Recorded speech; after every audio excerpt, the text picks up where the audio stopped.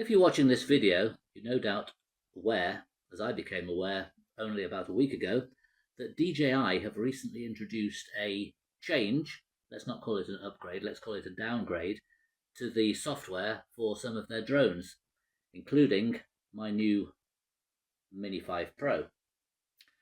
Now, this upgrade slash downgrade physically restricts the maximum achievable altitude to 400 feet or 120 meters. You might not think that's a problem because the maximum permissible legal height is 400 feet anyway. But the reason it's a problem is because that height, that altitude, is measured above the takeoff point, and you're actually legally allowed to fly up to 400 feet above the ground beneath you, which if you're in mountainous countryside might be more than 400 feet above the takeoff point.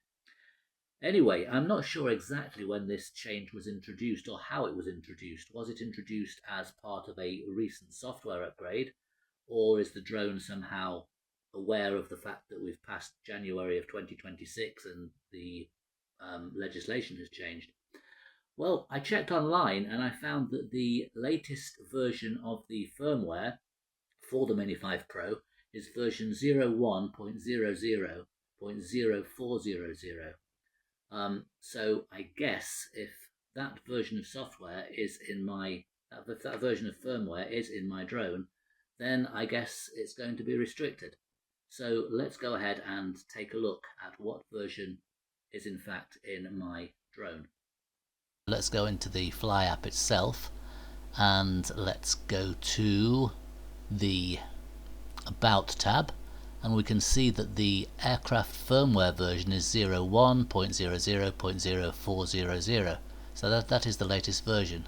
If we go onto the Safety tab and scroll down, that's the auto return to home altitude, but the maximum altitude I was able to set to 1640 feet and I can adjust it.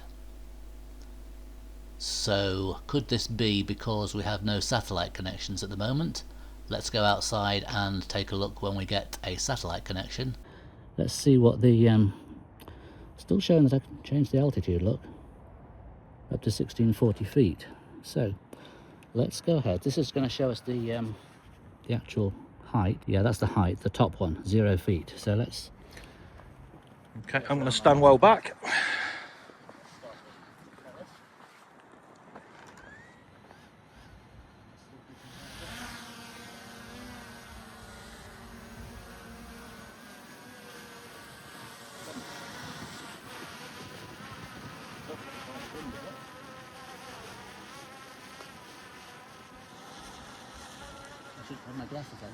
'Kay.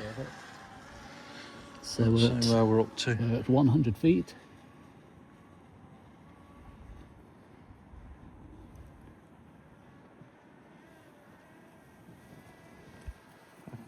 Two 200 feet. 200, sorry. I've lost No, track it's of it 2,000. altogether. No, I still see it. Yeah, it's right up there. Just about. Oops. It's pretty high already. So 355 feet. So if I just pause the video here for a moment, you can see that we've reached an altitude of 409 feet.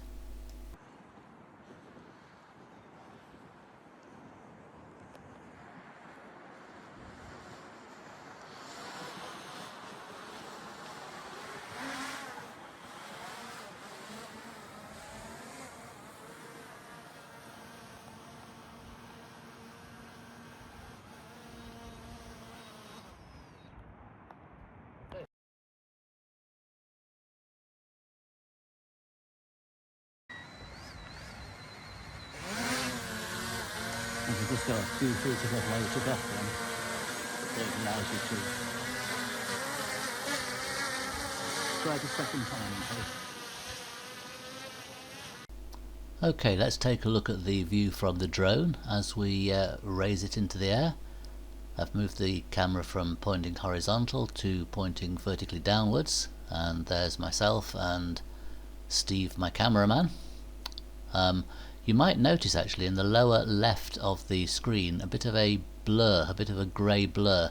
Now first of all I thought that might be condensation or something on the lens, but it turns out that when it's quite windy, and it was getting a little bit windy actually, it can actually start to see part of the body of the aircraft. So I think that's actually an out of focus version of the corner of one of the legs on the drone itself. That's what's causing that. So as we just raise up towards the maximum legal height of 400 feet, you can see the view of our neighbourhood that you get from that height.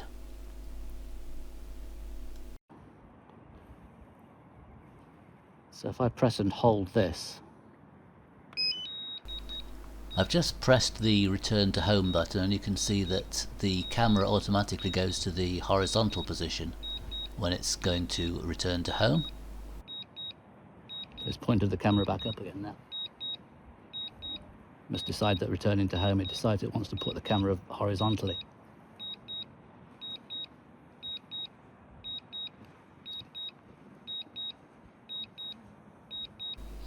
And when it descends to a certain altitude, it seems that it wants to point the camera downwards again. Now it's pointing it down again. There's the home point, look, circled. Yellow. See how accurate it is?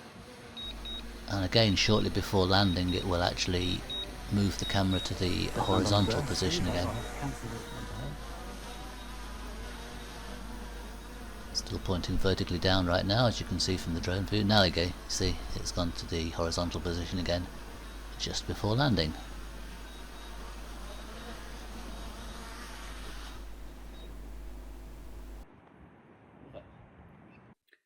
Okay, in summary then, what can we learn from this? Well, it appears that even though I appear to have the latest version of the drone firmware in the drone, and I'm in the UK, for some reason this isn't being restricted. Now, I don't know what the explanation for that is. Maybe there's been a change to the software which has gone through the Wi-Fi when you're connected to Wi-Fi without actually telling you that it's upgraded the software. Or maybe there's been multiple versions of the 01000400 firmware where they haven't changed the ID number, but they've actually changed the functionality of it. Any ideas how that's been done? Please let me know in the comments below, and thanks for watching.